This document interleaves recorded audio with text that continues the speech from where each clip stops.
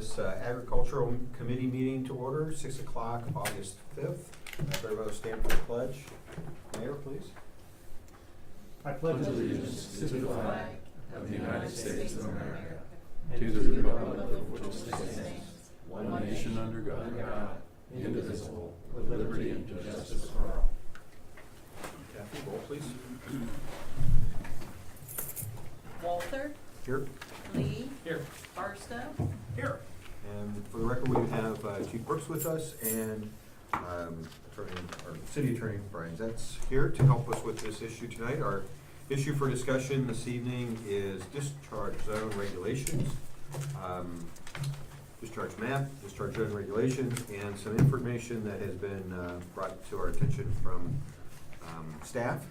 I guess what I'd like to start with is, I guess I'll start with you, Scott, if you wouldn't mind. If you'll let us know what all information we have in front of us here. Just kind of give us the parameters we're going to be discussing on the discharge zone map and also discharge zone regulations, both the criminal and the noise ordinances. That would be helpful. So the first thing we have is the Agricultural Committee wanted to see a revised discharge map removing the Schaefer property and the church properties near Sugar Mill. That is provided before you with the properties to be removed highlighted in red, and then there's an inset showing an enhanced view of the properties. That is on tonight's agenda is ordinance 2019-4344. We also have section 50511, which is the hunting and discharge prohibited, so that's discharge regulations. We also have nuisance regulations from the criminal section 50908, unreasonably loud noise. And in conjunction with that, we were able to find Ohio Revised Code and Ohio Administrative Code specifically detailing regulations for shooting ranges. That's also attached. And then for perspective on, to give you an idea of how loud a decibel is, there's a decibel loudness comparison chart that gives a decibel level for some familiar sounds. And then finally, chapter 1287, off-site impacts, that's in the zoning code. There's an updated version of that. As you recall, we had issues with enforcing this because there was no penalty section included, so a penalty section has been added. Okay, well, let's start with the discharge map first. It looks like you've sent out letters to the owners of the property. That's correct? And these are adjacent to Sugar Mill. These are properties that are are agricultural currently, correct? One I think has a church parsonage, one is vacant, and the larger T-shaped one is agricultural in nature. Okay. I guess after seeing this on the discharge map being removed, do we have any comments from the committee on that we'd like to discuss?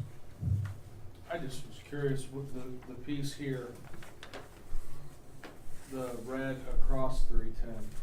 That actually is Mr. Schaefer's entire property. For some reason, it spans 310, and for some reason, part of it was taken out, but when you click on the property number, it highlights the entire thing. So the remainder of the property was removed from the discharge on this map. Okay. What's that little triangle to the north of it? Just a little small yellow. Or am I not seeing that? No, there's a little sliver just to the north of it that's still located within the discharge, according to the map. Yes. For some You said the reason, property then, Mr. Shake. yeah, for some reason, those properties to the east of 310 were bisected with both discharge and non-discharge zones. Okay. Sure. I guess the discussion I'd like to just make sure the Ag Committee is comfortable with is, obviously, these people have been sent a letter. They have not responded.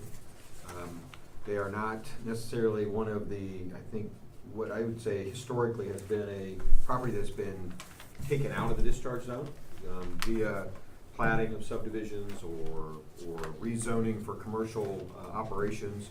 These are most of this is farm ground that the city is decided has not been asked by the owner to remove from the discharge zone, but the city's decided to remove it from the discharge zone due to its proximity to a subdivision.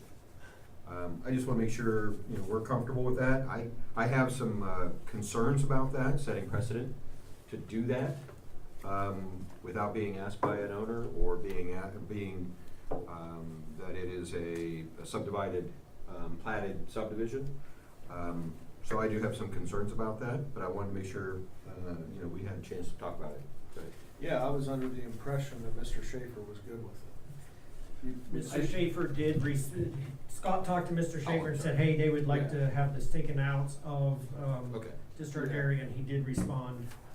Correct, I spoke So with, he's fine with Mr. Schaefer via telephone, and he indicated he was okay with it, but just to make sure that both property owners were treated equally, I made sure to send him a certified letter as well. Okay, all right, so, okay, we'll take Mr. Schaefer's property out of the discussion, but, the other properties that we haven't been able to reach. Which is Hosanna, correct? That's Yeah. correct. Excuse me. Hosanna was, they served notice on July 18th, according to the postal card. So they've had a couple of weeks. I mean, I would assume that if they had some problem with it, they would have contacted us in some way. Very good. The letters said. Yes, I'd seen that, Maybe they'll be here tonight, because it says to come to the meeting, so maybe, you know, Mr. Schaefer will change his mind, or Hosanna will have somebody here to talk about it. I don't know. Okay. Yeah, because I know we were pretty adamant that before we did that, especially with Mr. Schaefer's property, not that Hosanna's any different, but it's a church instead of an agriculture property. We wanted to talk to him, and we got that resolved. That was my last understanding. Okay, great. I think that I wanna make sure that, at least from my point of view, that we follow that step. That we make sure that the owner is aware of it and that we're not arbitrarily, my concern is being next to a subdivision. Oh, I agree 100%. Shouldn't require you to become, your Right. property to come out of discharge zone. 100% agree So with that. that's good. I just Yeah. wanted to kinda get that on the record. No, I don't see that. I mean, as I said at the last meeting, as the city grows and we have more development, this is going to become an increasingly common issue, where we have subdivisions, schools, what have you, park, land, whatever, up against discharge zones. And, I mean, some folks are in the discharge zone and never discharge a firearm on their property and never have and never will. Others hunt, or we have farmers who are taking care of rodents, or there are people who allow other folks to hunt on their land. So just because it's in the discharge zone doesn't mean that every morning at 6:30, every owner in the discharge zone runs out in his front porch and pops off around, so. Well, and that dovetails exactly into the next item that I wanted to get to. Go I ahead. wanted one more point on that, because I agree with Todd, and if he made me think of this. With Hosanna, Scott, I don't know, if they would automatically come out anyway, because they're not just a church, they're also a school. So being that they're a school as well, Which is Don't they have a exactly where, daycare or a preschool or something? Yeah. Yeah, Like that? which is exactly where I'm Right. going with Right. kind of the next Yeah. step to this discussion is, okay, so what does come out automatically and when does it come out automatically? And how do Great we question. formulate ordinances to do that? So for instance, a large swath of land, large parcel or even multiple parcels are proposed for development and therefore they're subdivided and platted. Do we want to have it be an automatic, taken out of the discharge zone as soon as the first house is built in that subdivision? A school, park, whatever you wanna call it, a commercial entity, when it gets rezoned, does that give it, a necessity, once a building is built or started, that it comes out of the discharge zone? I don't like anything automatic in the law. I think it's a bad idea. I think we do it the way we're doing it. When we have a subdivision, if we have a subdivision and none of the adjoining properties utilize the discharge zone, there doesn't seem to be a reason to, and I think the way we would do it would be the way we're doing it now, is we would notify, let's say we have, the Bent Tree subdivision is built somewhere, right smack dab in the middle of the discharge zone. There's all the properties around it, maybe three sides. I think we do the same thing we're doing here. We notify those those property owners on the three sides in the same fashion and say, hey, we're considering taking you out of the discharge zone. Come to the meeting and tell us why.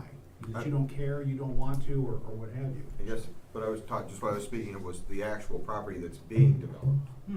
Not necessarily Well, the property adjacent. Well, we've already done that by policy, so, right. It has been done by policy in the past, platted subdivisions, when construction begins, they would be taken out, the map would be amended to show them in a non-discharge, commercial properties, public properties, schools, parks, as Andy would say, those were taken out, but it's always just been done by policy. The question I have, is there a desire by the Ag Committee to formalize that process? And I'm gonna go one step further to say, commercial properties sometimes haven't, we have an example this evening. Right. That didn't, so what I'd like to try to do is set it up where, I'm just proposing and throwing it out there for discussion is, if somebody comes in for development and they come in for a commercial use, then that triggers the city to then put it in front of council to get it removed from the discharge zone. And maybe it's not an automatic per se, but it's set up as more than just policy. I see what you mean, yeah, I see what you mean, I misunderstood it a little bit. No, I think that the policy that we've had, I've been on ag almost the whole time I've been on council, I think, has always been to, when we have a subdivision, that would come to us. Scott or Kathy would let us know, hey, this needs to come on. But to formalize it in some way where we would consider it, then yes, but I still think it needs council action, that's what the charter, the code and the merger agreement, I think, require. I agree with you 100%. And I'm just trying to give the administration a trigger that says that they need to bring it to us rather than just making a policy. And I think part of the update to the hunting and discharge code is talking about that it has to be done by ordinance in front of council. The map was originally adopted by ordinance, so in order to change this, it would have to be an ordinance, so I'd like to spell that out there as well. I also am curious, there are properties, and I'm looking at the map now, specifically in the corporate park, we have a property where AEP went. Commercial has been built on and is still, according to the map, in the discharge zone. So, there's one, Yep. as we talk about this. Okay, well, I'd like to at least ask the administration to, as we're working on this, to incorporate that as more than just policy. Yeah, I would say we'll working with Mr. Zetz and Scott, we would put together an updated ordinance on 505. Mhm. Talk about that to have the process better defined, or have the process defined in the ordinance. And then, so now, once we into 505, obviously, as Todd has pointed out to us, and I agree 100%, 505 is written in a manner that is less than effective. Although, I think some of the information that we see through the ORC is going to make some of the penalty part of this really difficult. And I want to get into that discussion, Brian, if we can. Trying to put some type of, I don't want to say meat, or some type of stronger penalty into this really is interesting when you start talking about shooting ranges. They're almost, not almost, but under 1533-85B, Part B of that, it clearly states that they are immune from criminal prosecution. Correct. So you can't put a noise ordinance on them. Correct. There's a threshold, there's a very minimal threshold for, or a very maximum threshold, I guess I'll put it that way. But it's almost impossible to meet, quite frankly. So, we've had a lot of discussion up here, and I'm glad that Brian and his crew looked at this, because I didn't know this existed. We're talking about how do you penalize, or how do you punish, or how do the police go and enforce our noise ordinance on a shooting range, irregardless of, let's put away the zoning issue right now. But if they were zoned with a conditional use, There you go. there would be absolutely nothing, very, very little, unless they were firing a cannon, that you could do. Well, and I know you said put aside the zoning aspect of this, but that's part of this as well. We're talking that residential and commercial properties are taken out of the discharge when they're built. Well, what happens if that commercial property includes an outdoor shooting range as part Well, of the so, property? so now we're gonna get into Or it. is this- There's a So piece of there's- this where we have to talk about whether the zoning, the discharge zone is of the same authority as zoning. Right. And I believe that it's not.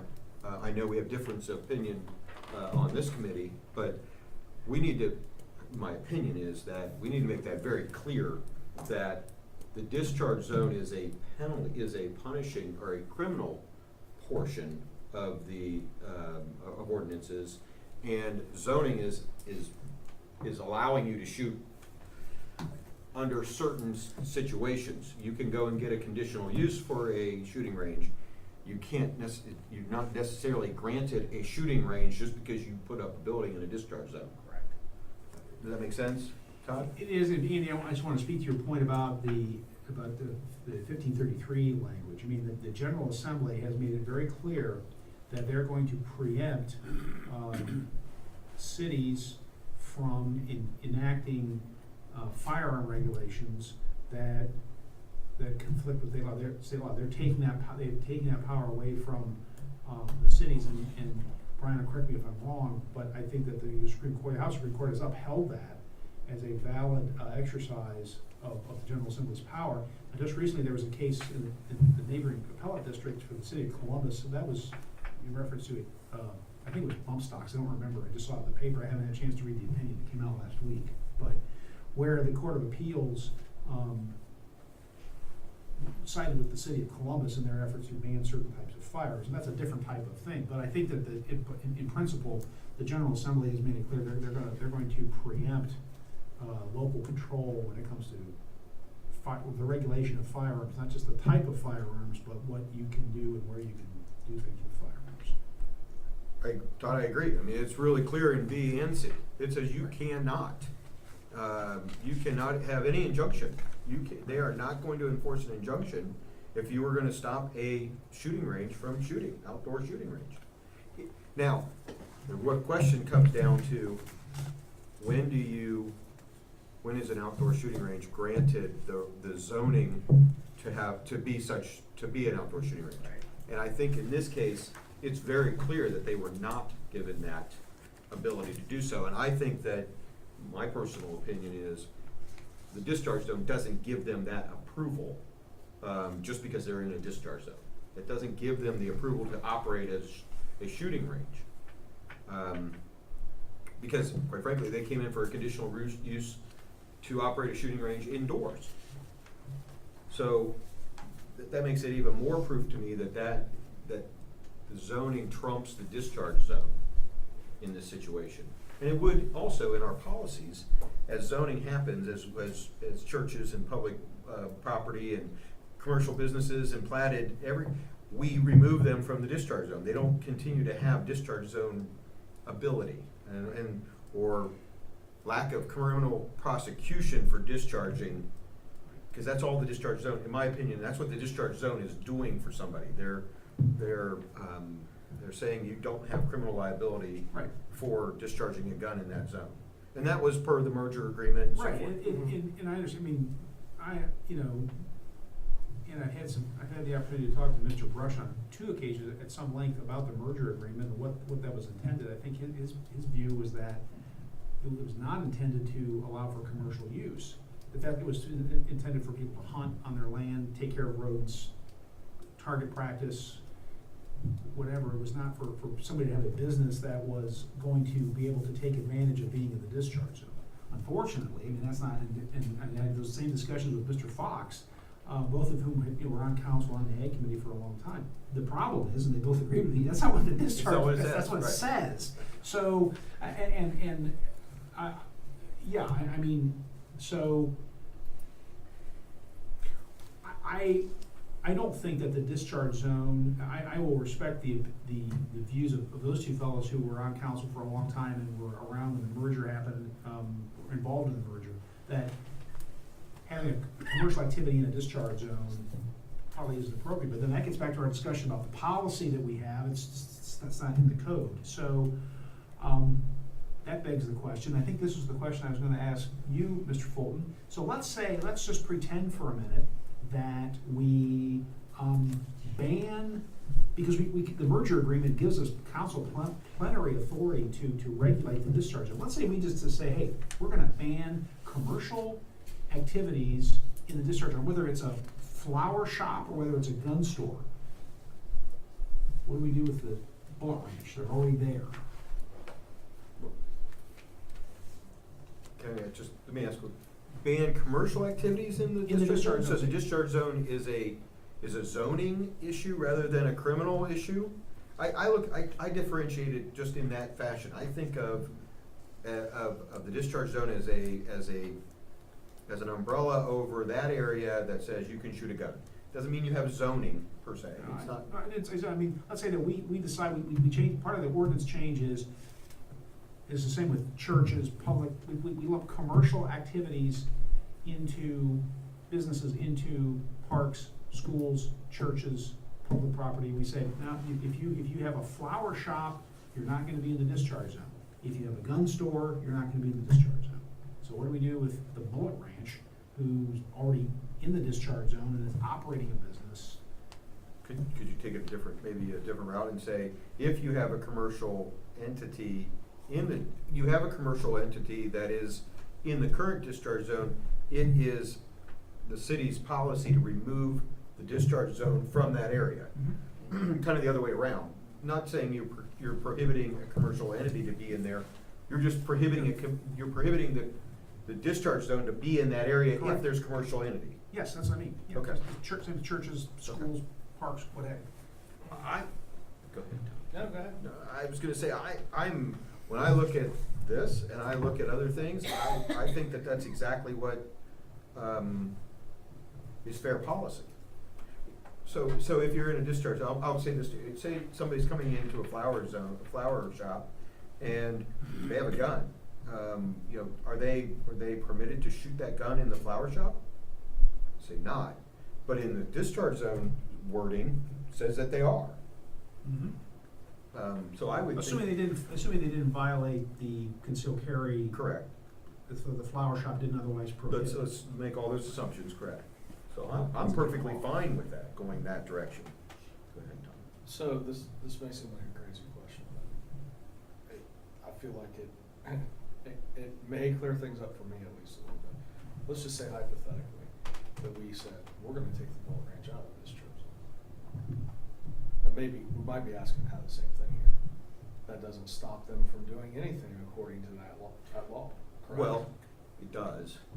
This says you have to have there's certain rules that you have to follow for outside shooting. And I'm not suggesting that I wanna do that. I'm There's just a asking bunch question. of, safety plan and all this other stuff that, I mean, they They can still have the indoor range. they can have the indoor range, correct. We've given them conditional use to have an indoor range. And that's what Yeah, I'm saying, the regardless if they're in the zoning discharge trumps zone the or not. discharge zone. The discharge zone only prohibits outside shooting. You don't have to go outside. So you can, if you wanna set up a target range in your basement, discharge zone or no discharge zone, you can blast away. But it seems as though part of their business model now is this outdoor range.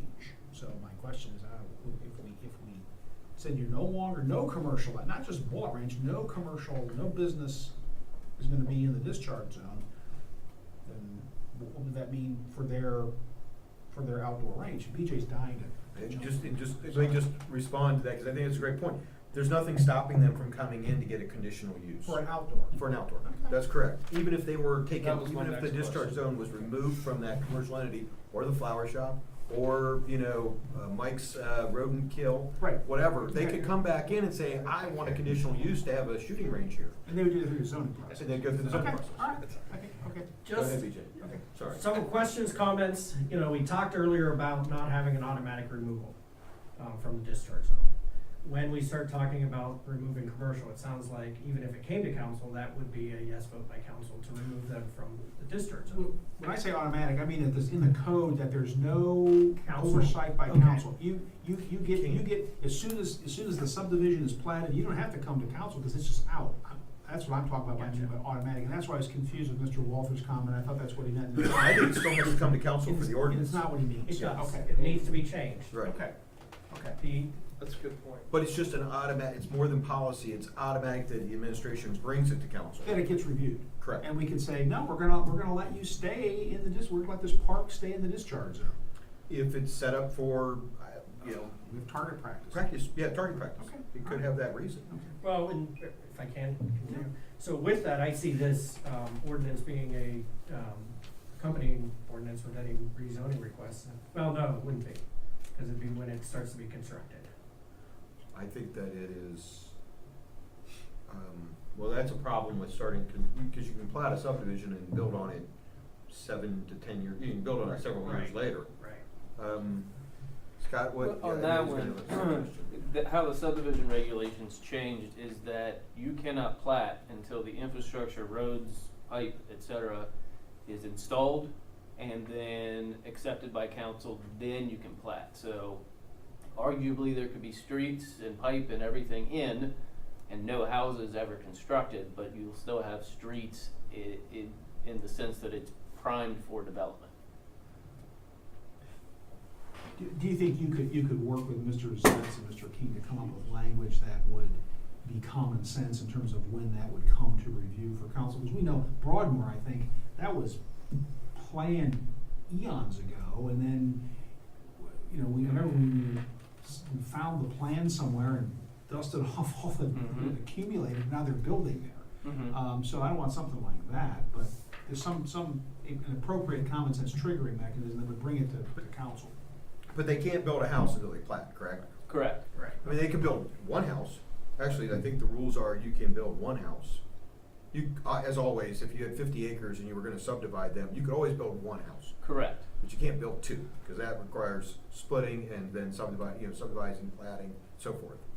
I'm trying to, I think Todd's exactly right. If you guys can come up with some language that makes sense to say, at this point, it comes to council for our review, for council's review, to either allow it to stay in the discharge zone or to remove it from the discharge zone, to make that decision.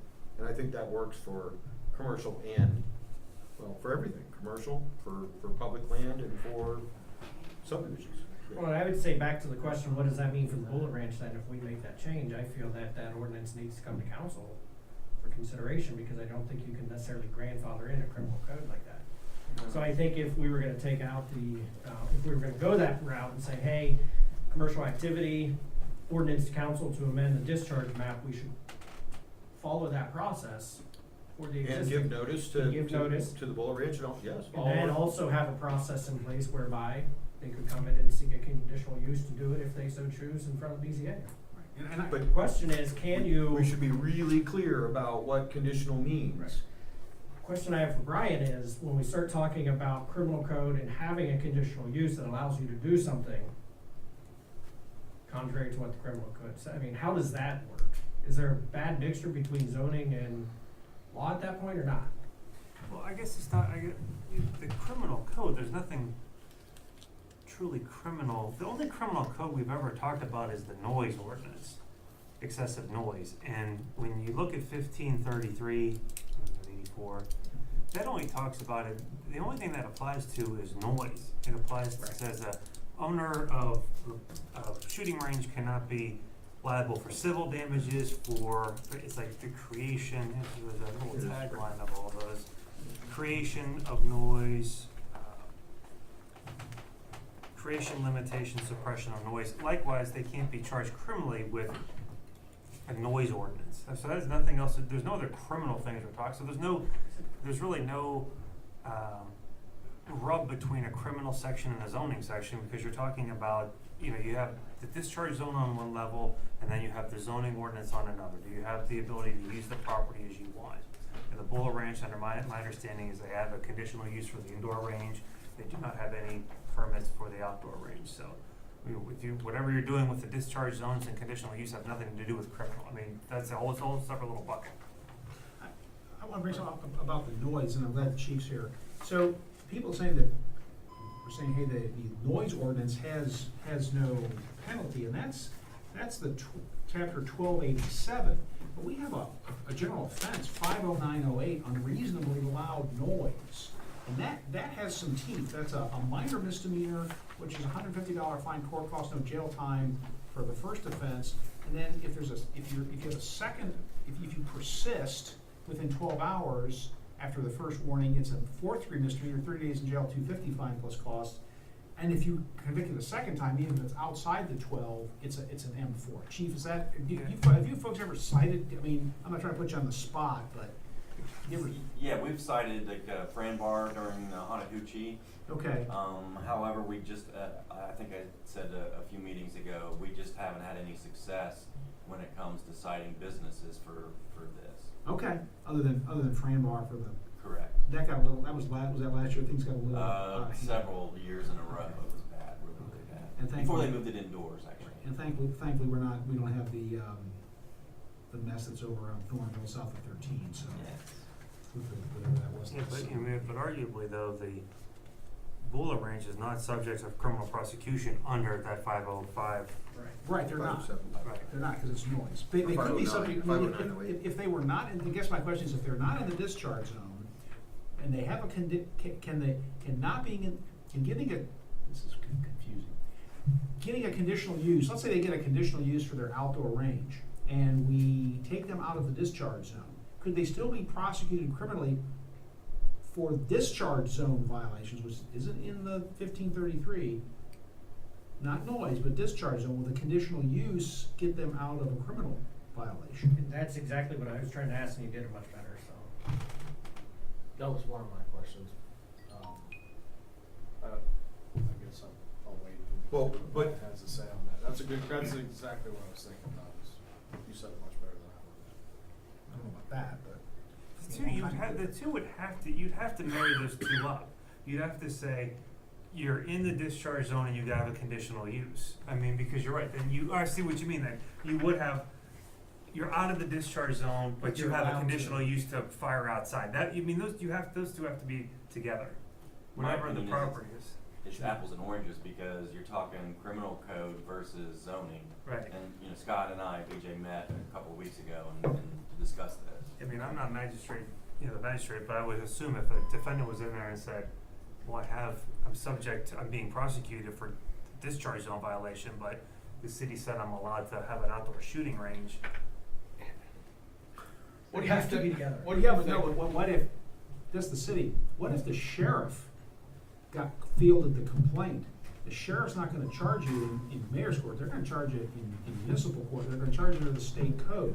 And so you may have a different, Even worse, I don't know if I wanna be in front of Judge Higgins with that argument then. no, I know, so, but you're gonna have, or the state patrol.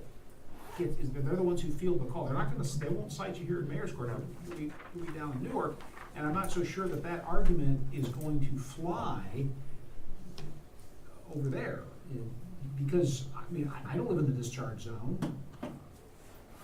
I can't go out my front yard and blast away. I mean, the conditional use is a zoning mechanism, it doesn't exempt you from criminal liability. But I guess at the end of the day, I don't see why the two aren't gonna be hand in hand, why you would allow a parcel to be within the discharge, but then on the other hand say, well, you're not allowed to, you wouldn't grant a conditional use to have an outdoor shooting range if they were gonna be removed from the discharge zone. I look at, go ahead, Tommy, I know what you go. No, I just, I'm curious, I mean, we've been talking about this for months, it's not easy, it's complex. And, I mean, you guys are all attorneys, I'm not, still seems even complex, for you guys, but Brian, what is the resolution? What is the best path forward for the residents and for the Bullet Ranch to resolve this once and for all? Or can you even answer that? Can I take let's take the residents out of that question However you first. wanna answer. We have to resolve the Bullet Ranch and the discharge zone and what it was meant for. I don't disagree, but I think that what is that resolution?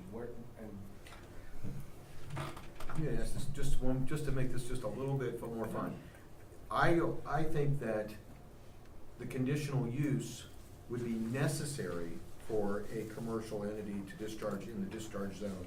And the discharge zone doesn't necessarily give a commercial use the right to have a business that discharges. That's how I look at it. What we would have to do, because if the the bullet range gets taken, that's just, the bullet range gets taken out of the discharge zone, they get a conditional use from the appropriate zoning people, they have it all, and then so they're shooting outside, and the bullet range isn't gonna get charged with a crime, it's the individual person who's out there with his shotgun or pistol, and they're the ones who are gonna get charged by the our police department may not do it, they say, hey, our city's given them the right to do this, but the sheriff, state patrol, they're not gonna see it the same way, they're gonna say, you can't shoot a you're out of the discharge zone, bro, you can't shoot a gun here, it's a crime, it's a violation of state, chief, is it a violation of state law, I believe? Yes. Or is it just local ordinances? Both. Both? We- Okay. Ours mirrors the ORC. Okay, I just wanna make sure, because typically you see it in the city. I mean, Yes. typically that's where the problem is. So that person's gonna get, so it's effectively gonna end the bullet ranch's ability to shoot outside. Or the way I look at this, Todd, is they are required to come in for a conditional use. If their conditional use is approved, they stay in the discharge zone. If their conditional use is not approved, then they don't have a conditional use and they're removed from the discharge You're zone. right, I think that's the only way to do it. I think because that's the only otherwise way They it's can come in tomorrow, I mean, what would prohibit them, if they came in tomorrow and filed for conditional use, Scott, is there anything that would prohibit them from you granting that? Well, that would have to go to the BZA for granting, so it would have to be a vote by them. Yeah, it would go So to the if they're BZA. granted their conditional use, it sounds like what we're saying is they would remain in the discharge zone. They would have both. They would have, for those reasons that Right. you mentioned, to give that criminal umbrella Right, protection to their users. right. But they've got, for business purposes, they have, in my opinion, they have to have the zoning to operate as a business that does shooting. Right. Well, it And seems And like they're a- missing, that It key seems like element. the first step, path forward is let's require them to give, I guess, in my opinion, is require them to give a conditional use and go through the correct process. I think that would be step one. My opinion That's is up to that them. we give them notice that we're gonna remove them from the discharge zone, give them notice, and then they have the opportunity to come in and apply for a conditional use. We can table the discharge zone, removal until the BZA rules on the conditional use. Why would we do that? Why would we just tell them that they're required, if they wanna continue to fire outside, they have to? I think you have to have some action started by council in order to make that decision. Yeah, right now, they're gonna say, well, we're in the discharge zone. They're gonna take the Todd Barstow approach. I'm in the discharge zone. I can go out every morning and pop a round off of my shotgun. I don't have to. We don't need those stinking badges. That's the Todd Barstow approach right now, I just wanna because be- that's what it says. I So- agree with you, I just wanna be fair to I think- everybody, I- the residents and the business Yeah, owners. and I don't like and we have a spate of these laws that are named for some poor harmed individual, because they try to solve that person's problem, but they end up being passed, and it applies to everybody. So, I don't see this necessarily as a bullet ranch problem. I see this as a discharge zone problem that happens to have the bullet ranch as part of it, but this is based on my discussions with Mr. Fox and Mr. Brush on this issue. Businesses are not intended to be in the discharge zone, no matter what they do. And so, if we apply that to everybody, then we'd be okay. And we do the same process we're doing with the sugar mill issue. We're giving notice to them. They can come to council, because it has to be by ordinance. We're the only ones, under the merger agreement, we're the only ones who can do this. It comes to us, they can say just why they won't, don't, or do, or they don't care. So, Well, you could also, I just wanna kinda flip this around and if, how long, first off, how long have they been operating this way without a conditional use? And is there we haven't done anything to it, 2, 3, 4 years, I don't know. My last conversation with the owner of the business said he's been doing it for 2 years. Okay, so I guess because I feel like we burden some of this as well, because Well, they, I mean, we don't know, No, I didn't know but- they were shooting outside.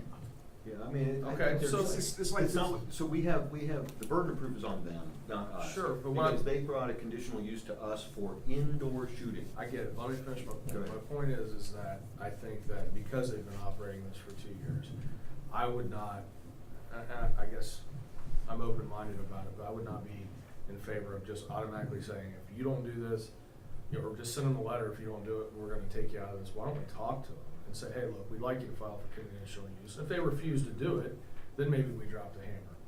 But I mean, I think Mr. Garavito has been pretty reasonable when he's been in here speaking. I think a phone call saying, hey, we need you to do this before we start threatening them with. Well, I don't think it's I don't think it's a threat, and I'll let Brian go ahead too, but I don't think it's a threat. This is policy. This is what the city's policy has been, and it's when you get zoning for a business or for anything else, that it is typical that you get removed from the discharge zone. Well, that's fine. Regardless of who you are or what you're doing, you could be operating a fishery. So that's fine, but at least for the last 6 months when the residents have been here talking about, it, we've known what's been going on, we've been trying to work through this. So, I mean, maybe we can't know what everybody's doing all the time, I get that, but I don't know, that would seem to be the most reasonable. I get what you're saying about policy, it sounds like we need to clean that up, but I don't think, I guess what I'm getting at is I don't think if you called Mr. Garavito and said, we need to file for conditional use, I don't think he would have a problem with that. I don't wanna speak for him. Brian, did you have something on there? Well, I was gonna say, you know, you can also if the truly hunting and fishing, well, I guess not fishing with guns, but anyway, if hunting is truly, you know, if that's what it's really aimed at, I mean, you have the ability to make 50511 clearly, you know, because there's only a few, I mean, it's not the best drafted in general, but, you know, there are a few times where you have just specifically where it says, or the discharge of firearms, you can rework 50511 to make it apply to, you know, discharge of firearms is prohibited except herein, and make it so it's hunting. You know, so you get rid of that. But it's, I think it's more than that. I think Well, your that's just Joe Q resident that has 50 acres can come in and say, I like shooting targets. I like shooting clays. I like shooting, you know, and that's okay. Okay. That's what it's there for. That's what the reasoning was All right, with the township merger. Go ahead. And I agree, I think, you know, the more I've looked at this, I think the intent was more than just hunting. I know we have certain civic organizations that do turkey shoots where they're plinking and stuff, I mean, that would apply too, I think. So it's more than just hunting. To Tommy's point, I think that, you know, we certainly aren't just gonna tell Steve, hey, you gotta come do it. We would talk to him and work through this, here's where we're headed with it, and everything.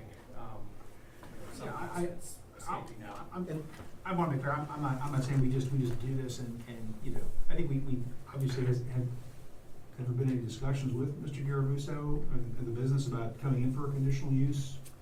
That's correct. There's one on file. He has not submitted a fee, but we do have one where he submitted all the documentation. We said, we'll hold on to this while we would determine if the conditional use is necessary or not. So He's been in, submitted documentation in the process to obtain a conditional to use. shoot outside? Correct. Okay.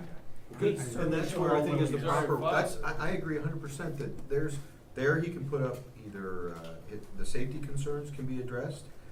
He can go through all of this under 13, you know, all of his safety items that are under the ORC.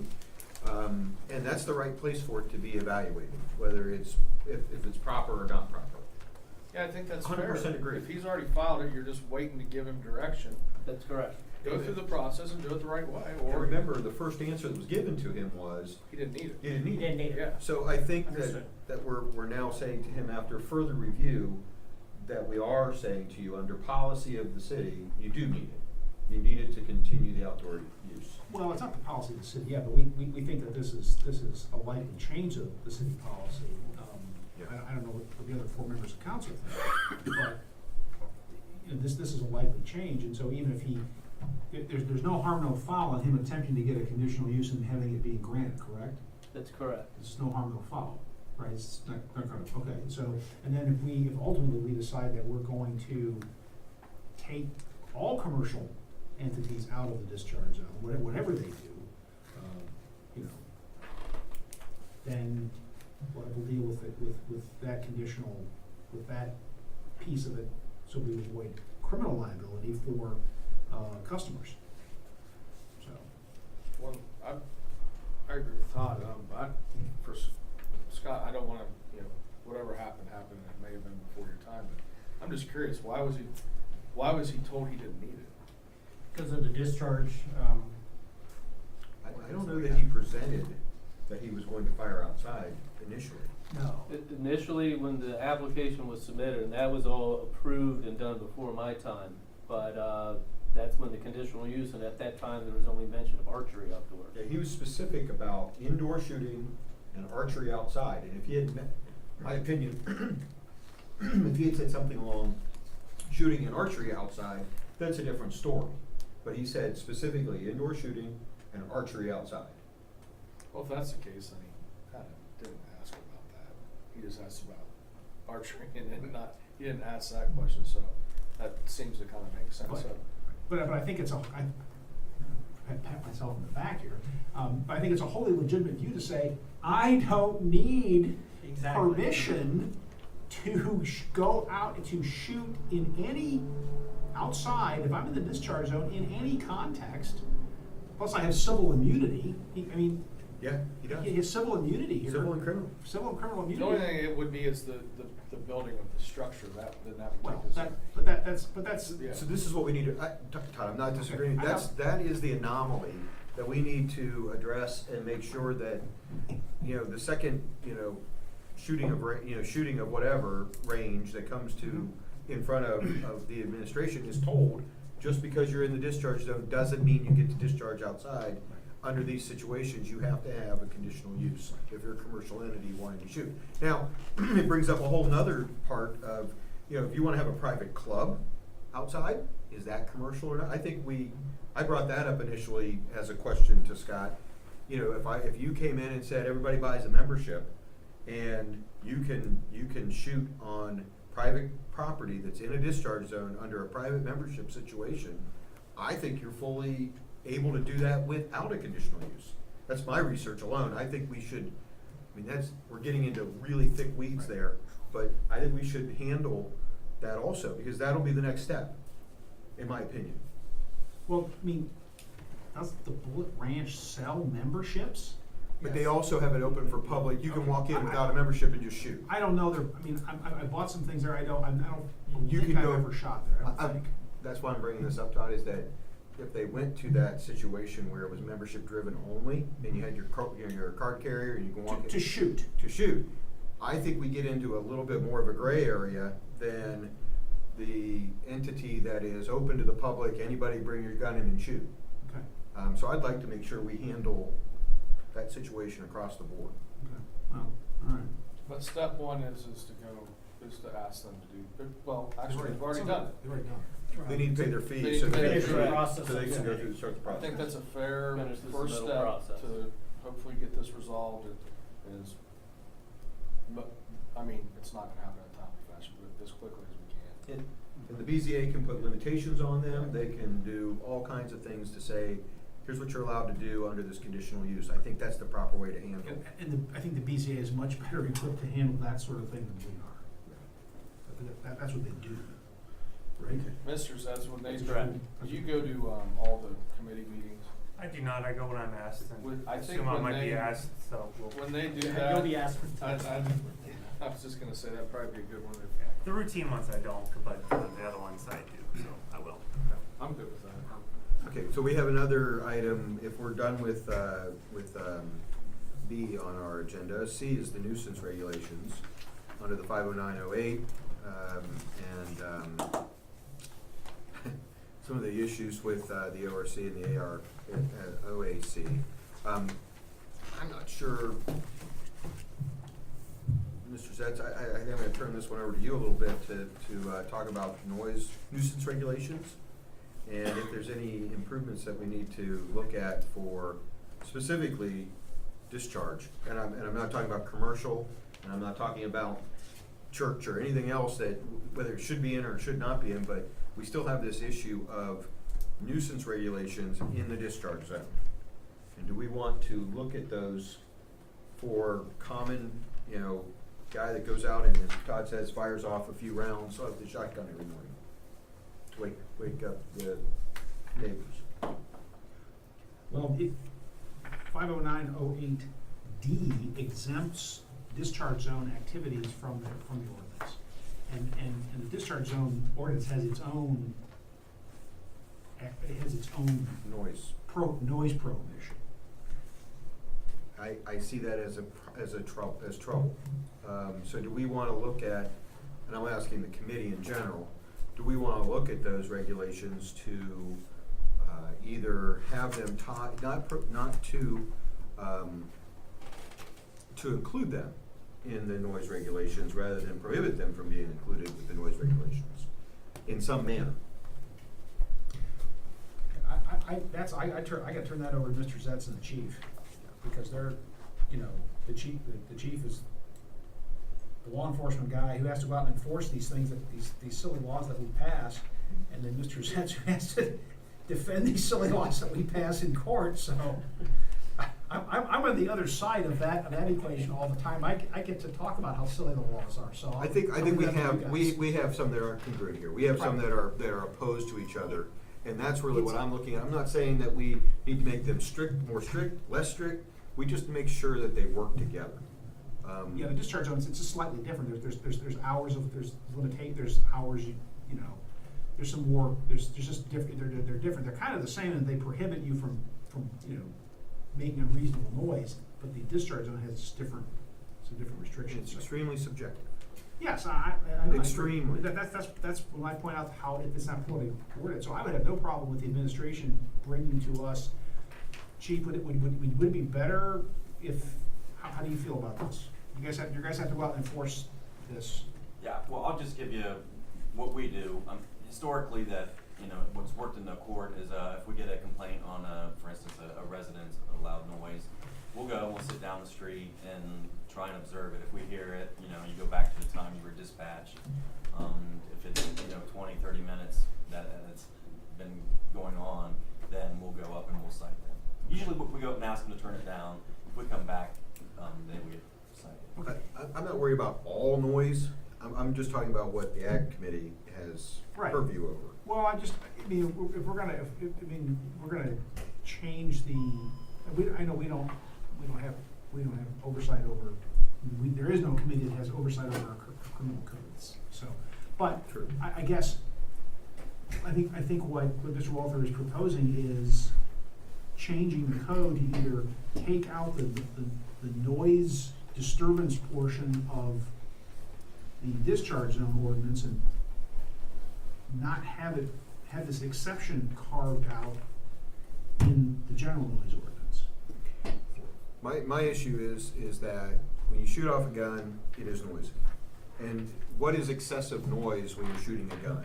And it's very subjective in the discharge zone to say, whoever, I don't even know who the person is that would judge that excessive noise, or what is noise, or whatever the case is.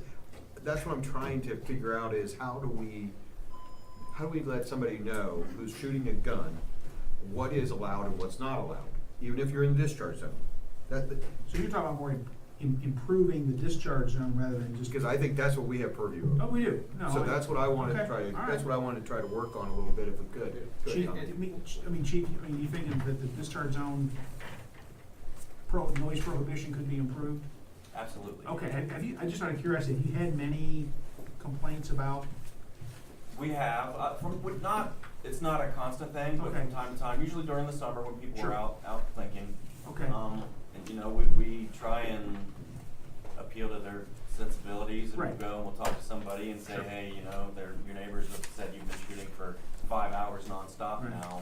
You know, and we don't have anything we can do about it other than, again, just kinda, you know, talk to them and Okay. say, you know, would you mind taking a break or whatever. Okay, all right. Good. Yeah, I think, you know, looking at this decibel chart, I mean, you guys, correct me if I'm wrong, we've talked about this before, you don't even have any way to read that. No. So, I mean, they would have to have the tools, which you told me for an actual one that can be calibrated, it's about $800 to $1,500. $800 to $1,500. And then on top of that, even if we had the tool, does somebody have to be trained and certified to do that? Now, I don't know if we wanna go there or not, but, I mean. No. I'd really like to find something that's common sense and reasonable that I'm we not can come against- up with, that gives the police officer something that says, look, here's what it says, I'm interpreting this, you need to stop, or I can write you a ticket. That's what I'm trying to. I don't disagree with that, but I think if we do that, we have to be able to actually prove that, I mean, where it came from, it was actually them, and you know, we have a decibel, you know, like that chart said, you have to be able to read it. I mean, I think there's a lot of moving parts to it, but I don't disagree with A ton of moving parts in this. And I just said to Mr. Zetz, I think this is a tall order, but I'd like to try to at least try to tackle it so that everybody knows what's permitted and what's not permitted as we continue to grow and there's more people in the area. So, anything else that we have on our, anything else that you'd like to? No. Scott, anything from your side? No, sir. Administration, BJ? No, we're all good, thank you. All right, I'm gonna take a motion to So moved, to adjourn. adjourn. Second Captain? Barstow. Yes. Walther. Yes. Lee. Yes. Meeting adjourned, don't get too comfortable, we got 3 minutes. Mike, how you doing? Hey, Mikey.